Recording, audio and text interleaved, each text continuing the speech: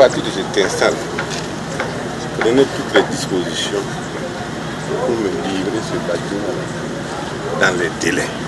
Les ressources sont là. On ne traîne pas avec les deux. Vous n'avez pas d'excuses.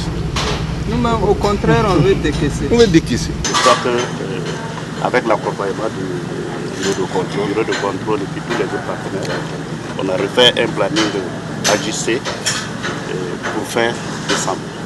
Et je crois que c'est sur ça qu'effectivement nous mettons tout. Nous pensons effectivement que... Fin décembre.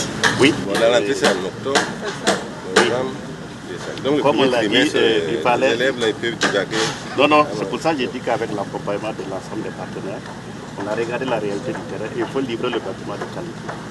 Monsieur le ministre, on fait à 3 niveaux. Le premier niveau n'est pas achevé.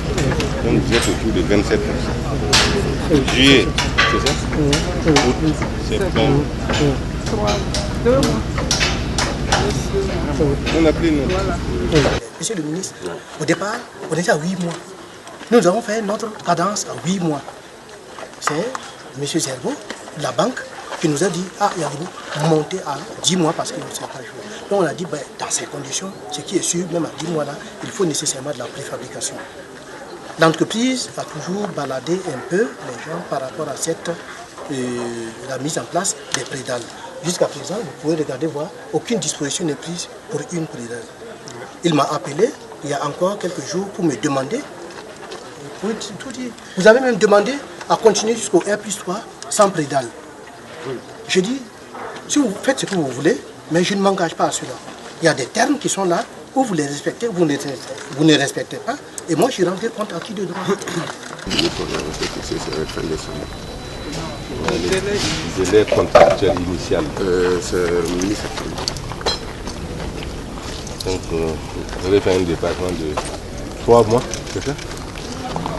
C'est un projet fruit du partenariat entre le MENAPLN et la Banque mondiale pour améliorer la qualité et l'accès à l'éducation pour tous les enfants du Burkina. Un partenariat a été établi avec la Fondation COJUS, qui a une grande expertise dans ce domaine. Et donc, à travers la construction de ces infrastructures, mais aussi pour bénéficier de l'expertise et de l'assistance technique de cette fondation, qui, à travers le monde, a un réseau de plus de 211 universités dans le domaine de la formation et de l'enseignement des sciences. Un projet qui va s'exécuter sur 13 hectares, sur 13 hectares environ. Ça, c'est vraiment la première phase, où donc il y a l'école normale supérieure, le lycée scientifique d'application, qui sont en train d'être réalisés actuellement. Donc on a des infrastructures de base qui sont donc les salles de classe que vous avez pu visiter, le chantier qui est en souffrance donc du lot 2, le lot 3 également, ce sont ces salles de classe. Derrière ici, vous avez des dortoirs.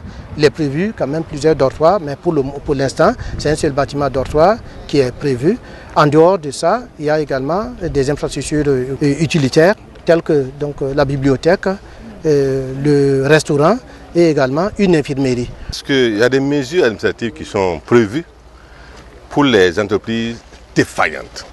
Ces mesures-là seront appliquées. Mais moi, j'entends aller au-delà. Pour faire en sorte qu'aucune entreprise ne prenne un marché sans être à mesure de l'exécuter selon les délais contractuels.